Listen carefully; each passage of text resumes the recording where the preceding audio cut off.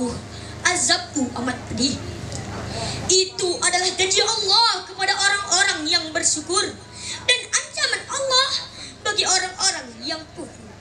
Sudarlun sebanyak 1.150 peserta tingkat SD, SMP, dan SMA sederajat dari 23 kabupaten kota di Aceh mengikuti Pekan Keterampilan dan Seni Pendidikan Agama Islam Pentas PAI ketiga pada 21 hingga 25 Juli 2017 di Taman Ratu Safiatuddin, Lamprit, Banda Aceh.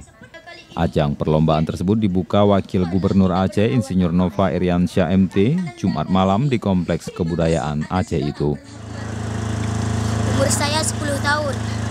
Saya latihan sejak ada persiapan ini. Saya terus latihan agar bisa menang. Terima kasih. Yang merupakan agenda rutin Gerakan Menang Kanwil Aceh yang dilaksanakan per 2 tahun. Ini merupakan ajang silaturahmi dengan Dinas Pendidikan karena pelaksananya kita materinya diambil dari sekolah umum. Akan dilaksanakan acara ini sehingga tanggal 24 pada malamnya akan ada penutupan dan pengumuman para juara.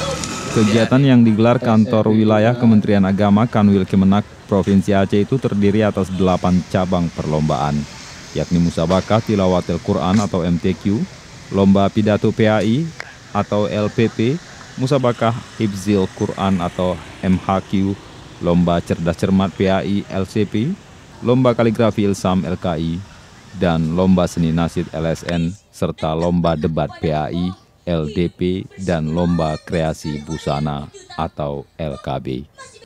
Dari Banda Aceh, Hari Mahardika, Serambion TV. Untuk menolong tetangganya yang miskin.